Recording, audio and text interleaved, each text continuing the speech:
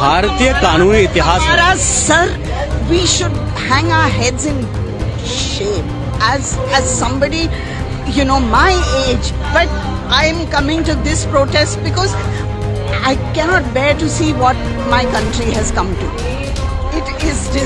It is a shame beyond words. मैं देश के प्रधानमंत्री से पूछना चाहता हूं, जो आपने बेटी बचाओ और बेटी पढ़ाओ का नारा दिया था, आज बिल्किस बानो में जिन लोगों को हिंदू और मुसलमान दिख रहा है, मैं कहता हूं शायद वो इस समाज में रहने लायक नहीं है। आपको लगता है सिर्फ बिल्किस बानो नाम होने की वजह से ये सब? बिल्कुल, मैं कहता हूं, क्योंकि आने वाला चुनाव देखिए, भारतीय जनता पार्टी का एक एजेंडा होता है। जब कहीं चुनाव आ जाता है तो वो हिंदू मुसलमान के जरिए से उसको थाली में परोसा जाता है। क्या वाकई में बिल्किस बानो के लिए प्रत्येक उस देशवासी को खड़े होने की नहीं जरूरत है? सबको एक साथ, मैं भी एक ऐसे समाज से आता हूँ, ब्राह्मण समाज से, आरोपी ब्राह्मण है, लेकिन वो ब्राह्मण ये तो कहा गया कि ब्राह्मण है इसलिए सब उनके सब हैं, इस वजह से जो है। मैं कहता हूँ देखिए, हम भगवान श्री राम को मानते हैं। जब रावण का अहंकार टूटा था, रावण ने जब माता सीता, रावण से बड़ा ब्राह्मण तो कोई नहीं था। बिल्कुल, रावण ने माता सीता का रण किया था। आज हम रावण को नहीं मानते, ये दरिंदे हैं, ये ब्राह्मण नहीं हो सकते। बिल्किस बानो, ये नाम तो आपने सुना होगा।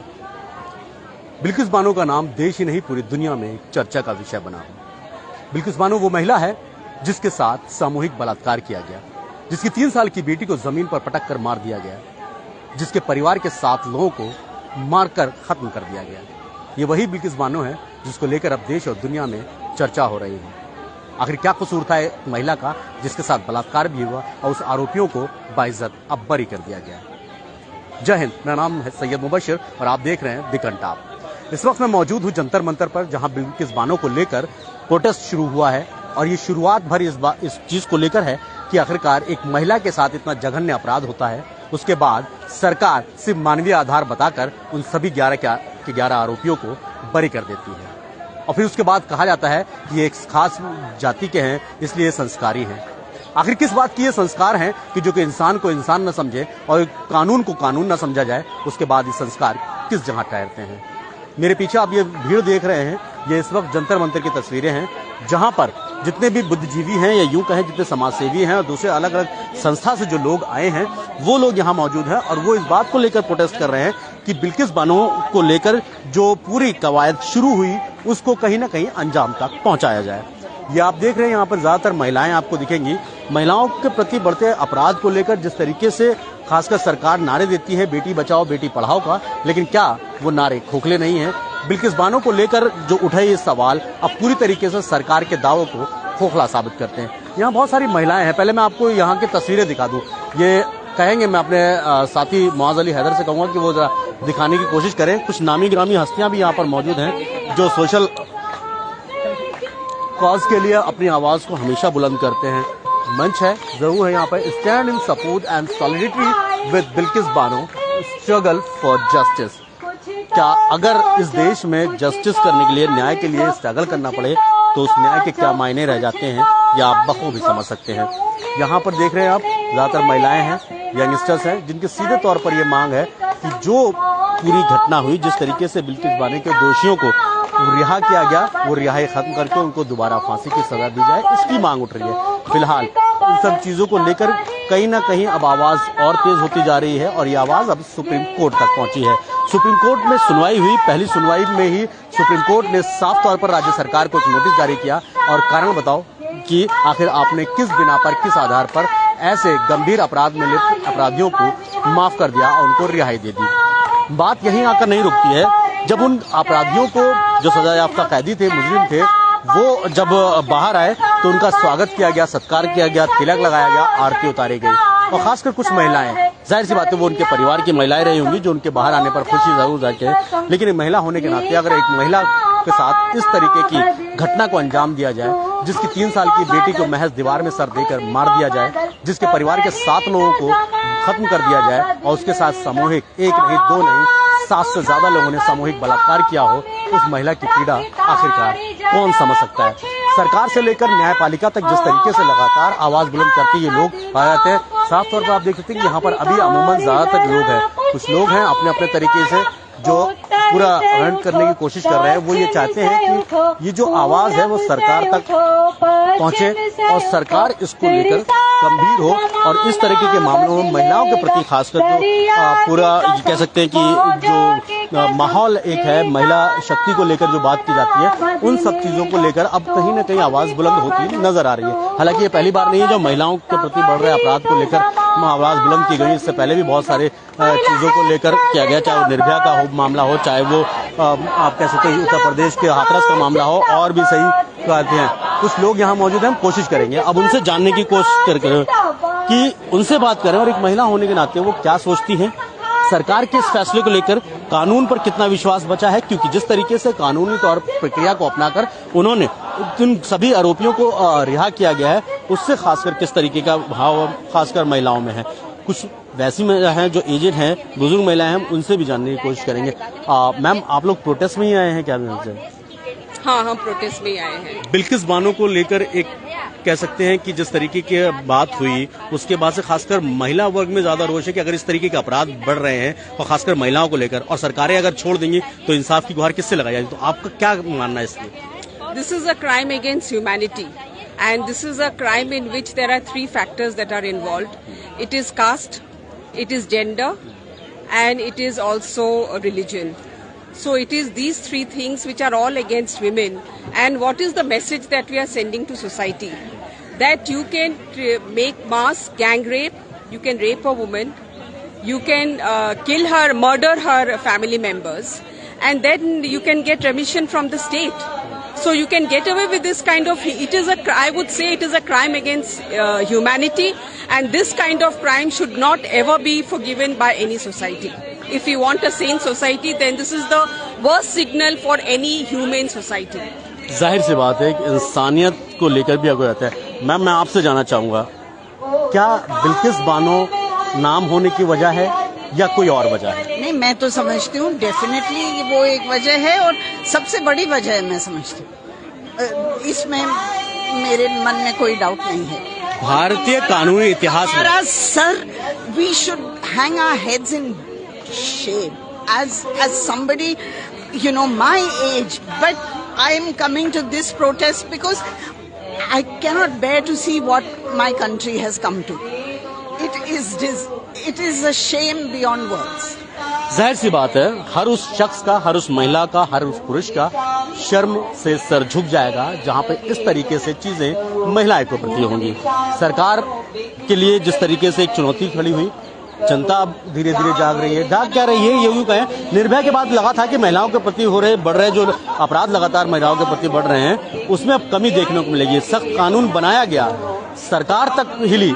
यही वो जंतर मंतर है जहां से प्रोटेस्ट शुरू हुआ था निर्भया गैंगरेप को लेकर। उसके बाद जहां से कानून जो लाखों की संख्या में जो लोग थे, इंडिया गेट मार्च किया जहां पे काफी दिन तक लंबा ये प्रोटेस्ट चला।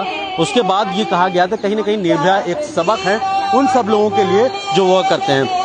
एक खास समुदाय से, एक धर्म विशेष से होने के नाते क्या इन सब चीजों को होता है, हम बात करेंगे। आप लोग कहाँ हैं? दिल्ली से हैं? कहाँ से? नहीं, मैं उत्तर प्रदेश के अयोध्या से हूँ। अच्छा, आप अयोध्या से हैं? अयोध्या में किस जगह से हैं? अयोध्या में कटरा एक जगह है, वहीं से। बिल्कुल। हाँ। क्या नाम है आपका? श्रवण पांडे नाम है। श्रवण जी, यहाँ पे बिल्किस को लेकर प्रोटेस्ट हो रहा है। बिल्किस बानो को लेकर जिस तरीके से उनके अपराधी जो थे, जो गैंगरेप के अपराधी थे, उनकी सजा को माफ कर दिया गया सरकार। आपका इस पर क्या कहना है? देखिए, कहीं न कहीं पूरे देश में जब देश के प्रधानमंत्री जब लाल किले के प्राचीर से महिलाओं के लिए उनके भावात्मक शब्द आते हैं, क्या वाकई में आज देश में, मैं देश के प्रधानमंत्री से पूछना चाहता हूं, जो आपने बेटी बचाओ और बेटी पढ़ाओ का नारा दिया था, आज बिल्किस बानो में जिन लोगों को हिंदू और मुसलमान दिख रहा है, मैं कहता हूं शायद वो इस समाज में रहने लायक नहीं है। आपको लगता है सिर्फ एक बिल्किस बानो नाम होने की वजह से ये सब? बिल्कुल, मैं कहता हूं क्योंकि आने वाला चुनाव देखिए, भारतीय जनता पार्टी का एक एजेंडा होता है। जब कहीं चुनाव आ जाता है तो वो हिंदू मुसलमान के जरिए से उसको थाली में परोसा जाता है। क्या वाकई में बिल्किस बानो के लिए प्रत्येक उस देशवासी किसी को खड़े होने की नहीं जरूरत है, सबको एक साथ। मैं भी एक ऐसे समाज से आता हूँ, ब्राह्मण समाज से। आरोपी ब्राह्मण है, लेकिन वो ब्राह्मण ये तो कहा गया कि ब्राह्मण है इसलिए सब उनके सब हैं, इस वजह से जो है। मैं कहता हूँ देखिए, हम भगवान श्री राम को मानते हैं। जब रावण का अहंकार टूटा था, रावण ने जब माता सीता, रावण से बड़ा ब्राह्मण तो कोई नहीं था। बिल्कुल, रावण ने माता सीता का हरण किया था। आज हम रावण को नहीं मानते, ये दरिंदे हैं, ये ब्राह्मण नहीं हो सकते। मैं कहता हूँ ये कहीं ना कहीं सरकार मुस्लिम और सवर्ण के नाम पे इस देश में राजनीतिक परिप्रेक्ष्य में देखना चाहती है। मैं गुजरात दौरा किया, अभी अहमदाबाद के उस दाहोद जिले में पहुंचा जहां ये बिल्किस बानो का जहां घर था, रंदीकपुर गांव। क्या वाकई में वहां के लोग दिन प्रतिदिन पलायन करते जा रहे हैं?